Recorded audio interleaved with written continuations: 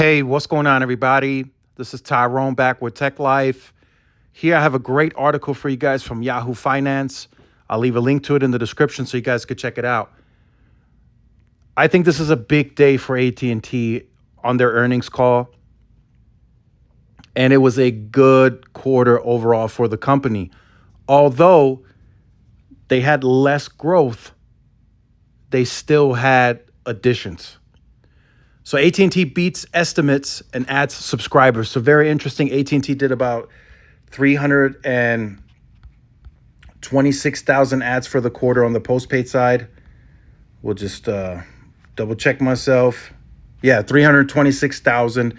So in Q1, they did about 400,000. So a little less, but they still grew. That's still better than the 8,000 that Verizon posted. So revenue was down a little bit, but not too bad. They were estimated to get 30 billion. They did 29.62. So that's not too bad of a difference, in my opinion. Also, the cost cutting is working. Free cash flow increased by 30%. That got investors excited. The stock, on that news, the stock jumped about 2%.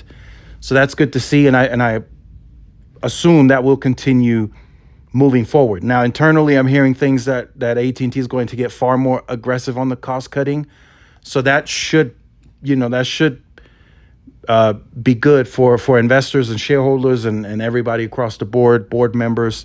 That means free cash flow should get to that $16 billion range that they estimate, that they guided to be at by the end of the year. So that's a good look. Now, the only thing that I'm not too confident about is the subscriber ads. They are lowering. They went from about 400,000 to 326,000.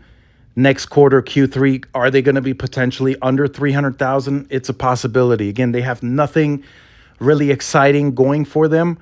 They're kind of the quiet carrier. They don't update much. They don't really have much value included in their plans anymore. So that's going to be a tough sell, in my opinion.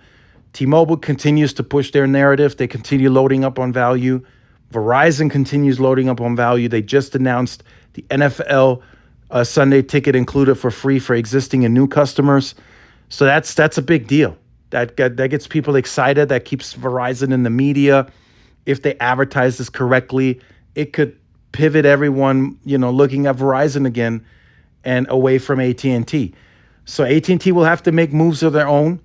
I feel they will continue. They'll continue growing, but I think they will continue growing less into Q3, and then Q4 is kind of up in the air because that's the holiday shopping season, and that's an interesting one to always track.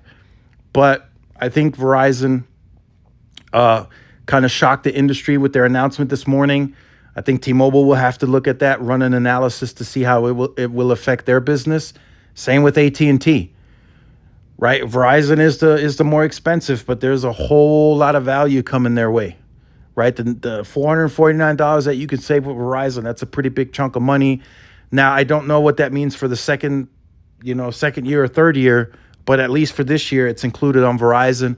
A lot of people are messaging me already, contemplating about switching to the My Plan. So, again, I think that was a pretty big move from Verizon. You guys have heard me negative.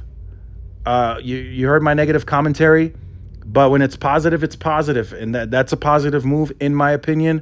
And I think it will shock the industry, and I think it will make everyone, kind of make some different moves on this if the port outs say so. So make sure you guys stay tuned for more. We'll talk more about this later on today. Like, share, subscribe. I'll see y'all in the next one. Peace.